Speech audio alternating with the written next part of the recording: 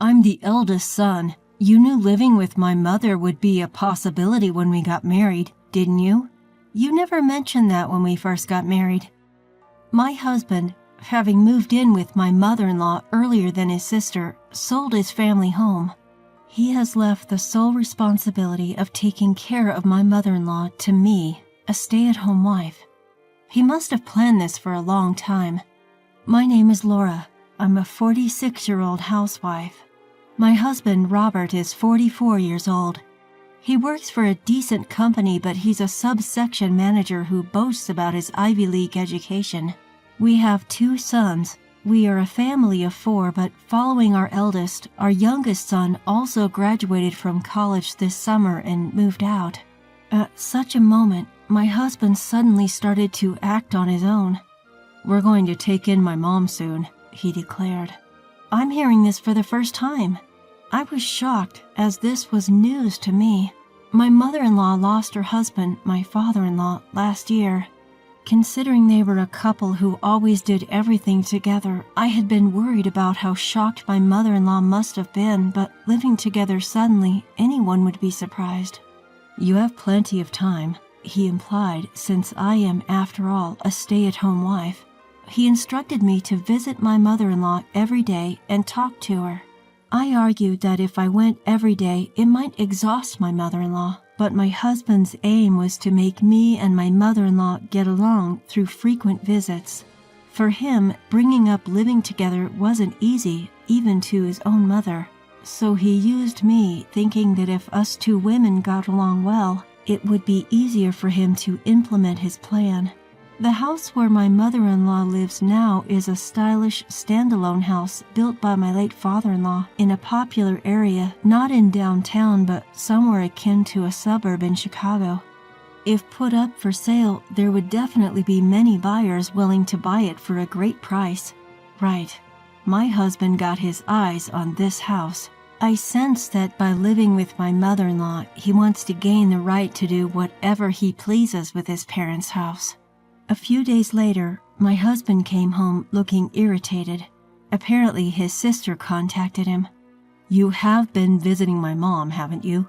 he said while roughly throwing his coat at me. "Yes, about once every 3 or 4 days," I replied, hanging his carelessly thrown coat on a hanger. "My sister went to visit Mom today after a long time, and she said that from the kitchen to the bathroom, the entire house was a mess. You've been cleaning up over there, haven't you?" I was ticked off by his implication that I might be leisurely snacking and chilling out when visiting my mother-in-law's house. Of course I've been helping with the chores and shopping. I've even organized the fridge before leaving. My husband laughed scornfully and said, "Well, I guess this is the most I can expect from a housewife," and glanced around the living room.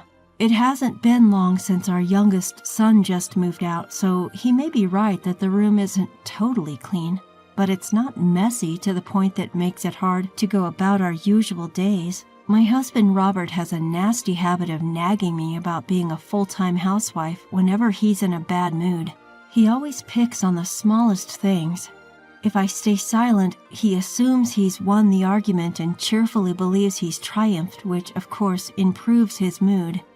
I often wonder if belittling his wife is really that satisfying for him. When he comes home from work tired, he'd demand, "Get my dinner out on the table already. Seriously, can't you do anything without me telling you?"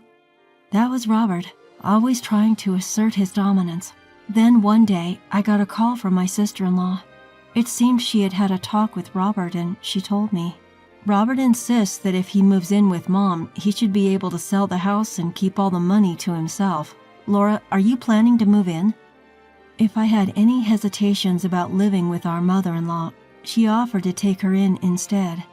I told her, "We just started discussing the possibility recently," to which she responded as if she had her own schemes in mind. "So it's not confirmed yet then," and hung up.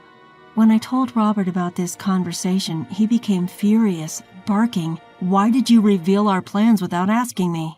I replied, saying, "This is about discussing our mother's future, isn't it? You make it sound like a property dispute." He gave me a scornful look and sneered, "I really hate dealing with idiots who can't think straight." This is what our relationship dynamic really is like for the most part. He'd belittle me for being a housewife and a high school graduate, always trying to make me submit to him. I was drawn to his confidence and reliability when we got married, but the things I loved about him have morphed into the things I loathe about him. What's worse, he'd occasionally boast about marrying an older woman, for me being 2 years older than him. He mocked me for not having a college degree and pushed me into being a housewife, claiming no one would want to hire a high school graduate. Ever since our children moved out, I've been feeling more and more stressed about my interactions with Robert. To be honest, I've been feeling as though I've reached my limit with this marriage. Robert, oblivious to my feelings, likely wants to move in with his mother as soon as possible, probably aiming to pocket all the money from selling her house. He doesn't seem to consider how his parents might feel about their home being sold or the memories they've built there. In the midst of these conflicting interests among family members, I encountered a shocking reality. It began with a call from my mother-in-law who had sprained her ankle. She said her room was in a mess and needed help cleaning it up. Although several days had passed since my sister-in-law had last visited, I figured that's what she was talking about the other day, so I responded lightly, "Sure, I'll come over." It didn't seem like she had informed Robert, but she assured me I didn't need to let him know either. So I visited her with a light heart. The following day, I rang my mother-in-law's doorbell. I heard her shout, "It's open," from the yard. I turned the knob and stepped into the entrance. An unpleasant odor was already noticeable. I saw dust accumulated in the corner of the corridor, with towels and discarded socks scattered around. The stench grew stronger as I entered the living room, where I found a stack of cushions piled on the sofa. My mother-in-law? Did she go somewhere? I murmured. Then I heard, "I'm here," so I followed where the voice was coming from. There, I found my mother-in-law buried in a stack of cushions on the couch, which seemed to be adjusted for comfort. The cushions were piled up so high that I hadn't noticed she was there. Excuse me, Mom? Are you all right?" I called out as I approached her. The peculiar smell grew stronger. Trying not to gag from the smell, I searched for its source. "I'm okay. I just piled up the cushions because it's comfortable." She laughed heartily. I realized the source of the smell was my mother-in-law herself. With all my might, I tried not to pinch my nose and asked her, "How's your leg?" "Were you unable to bathe because it was inconvenient?" She replied, Yes, about that. I healed quickly, but after a few days of not bathing due to the pain, I couldn't be bothered to take a shower." "Do I smell?" I refrained from answering and said, "I will clean up," and proceeded to open all the windows in the house. My mother-in-law certainly needed a thorough bath.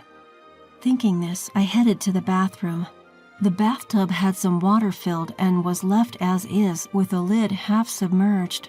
Soap scraps and towels were all muddy in the wash basin, and the mirror was foggy and dirty.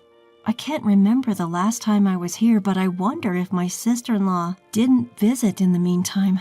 I was puzzled how this could be neglected for so long, but for now I cleaned the bathroom, filled up the tub with fresh water, added lemon bath salts for fragrance, and told my mother-in-law, "I've just cleaned the bathroom and prepared a bath for you. Please, take a bath first. Meanwhile, I'll air these out," I said, pointing at the cushions my mother-in-law was buried in. The kitchen was in an appalling state, but the rest of the rooms were not that bad, with only a few layers of accumulated dust. The kitchen was filthy. It looked as though roaches might be lurking around, but I braced myself and cleaned it until it was spotless. "That was refreshing," my mother-in-law, returning, said as she came back to the living room. Her cheeks, flushed like a boiled lobster, glowed from having days of built-up dead skin washed off. Because I had been cleaning like crazy, the living room and kitchen were mostly tidied up. My mother-in-law was very pleased with the result. Finally, in the cleaned living room, I asked my mother-in-law, "You were always so tidy and organized, Mom. What happened all of a sudden?" "Ever since I got married, my mother-in-law was always neat and her house was well maintained. but this time it was a surprise to see her place in such a state, to the point that she needed to call for help. So I straight up asked her. She said, "Did you notice that I just used my injured foot as an excuse?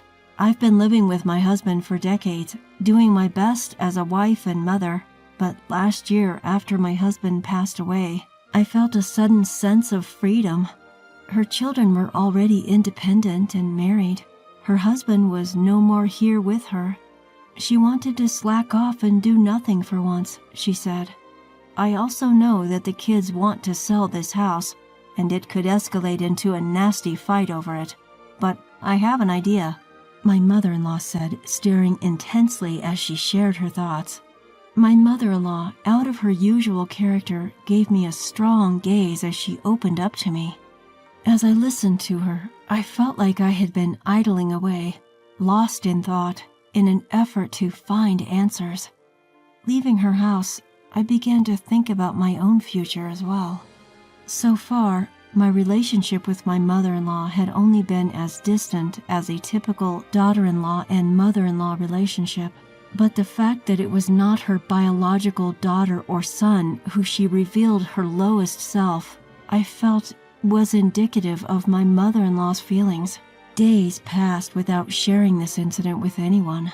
After a while, my husband, Robert, came home from work and blurted out, "We're going to invite my mom to live with us."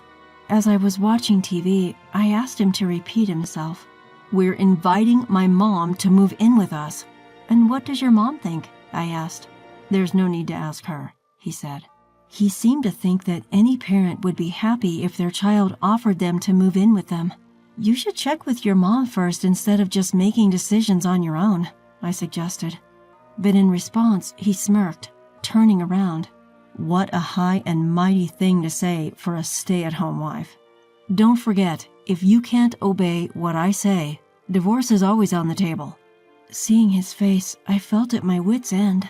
He knew that being a housewife and nearly in my 50s, I wouldn't be able to make it on my own if we divorced, which is why he was threatening me with divorce, attempting to stir up my anxiety and manipulate me at his will.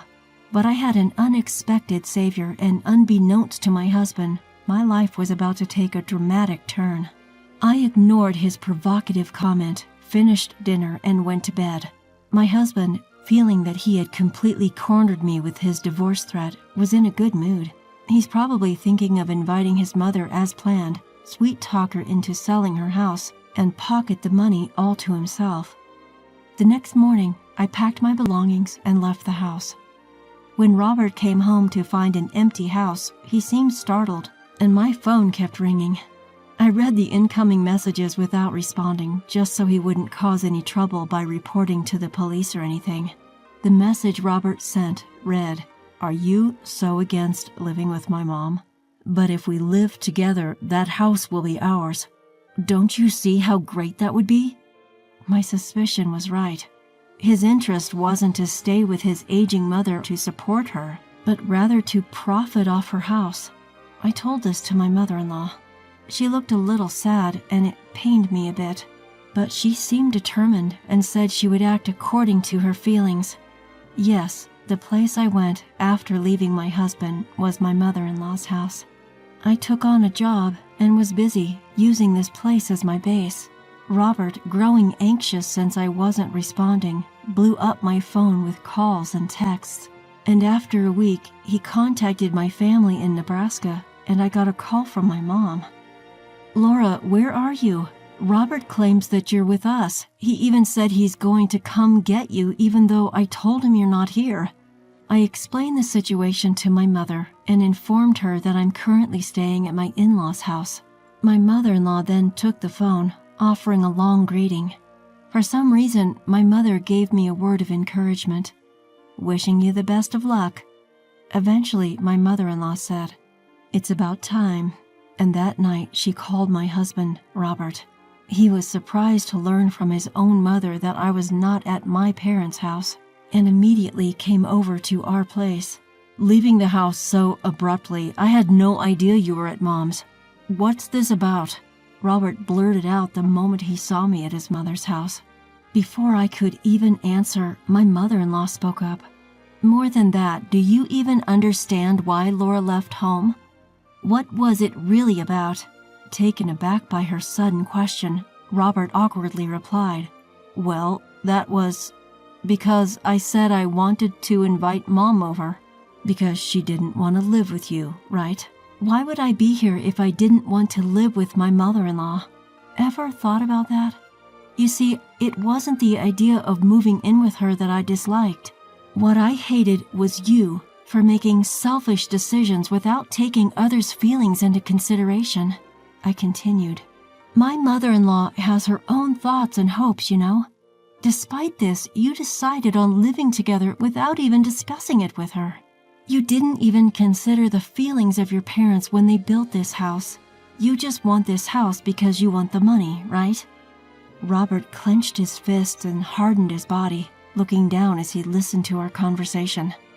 My mother-in-law continued after me. "What do you really need? This house? Or Laura? If you don't change, you'll lose both. Why don't you cool down for a while and rethink everything?" Hearing this from his own mother, Robert, who had been quietly listening, suddenly kneeled to the ground in front of us. I was taken aback and asked, "What's this about?" "I apologize to Laura and to you, Mom.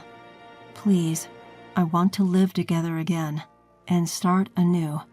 Raising his head from his bow, Robert continued, "Mom, will you live with us?" As Robert bowed down again, I looked at my mother-in-law and we shared a knowing smirk. After that, I resumed my life with Robert. But this time, I wasn't a stay-at-home wife anymore. My mother-in-law told her friends about how I deep-cleaned her room, a whole mess from the time she spent lazing around, just within a couple of hours. When I mentioned this to my friends, many of them said they wanted you to do the same for their homes. I was amazed and delighted to find that I could apply my housekeeping skills from being a stay-at-home wife to start a new job. I also began studying to become a storage advisor. It seemed that Robert had not given up on the idea of living with his mother, selling their house and getting a large amount of money. He seemed to think that it would become a reality now that my mother-in-law and I were getting along, but there was a surprise announcement from my mother-in-law. Surprisingly, she was getting remarried. "So I won't be living with you, and I won't be giving up my house either." Upon hearing the news, my sister-in-law congratulated her, although with mixed feelings. I sent my sincere blessings for my mother-in-law's decision. The one who was surprised by my mother-in-law's words and screamed out in shock was Robert. At the same time, he was frantically contacting various people. Apparently, Robert had taken a boating license without telling me and even purchased a small cruiser, counting on the money from selling his parents' house. Now that his plans had fallen apart, Robert was unable to cancel his order for the cruiser, and he seemed to have to work even harder than before. He ended up having to help me with my house cleaning job. As an employer, I'm drilling household chores to Robert and guiding him to clean and polish a great number of my clients' houses.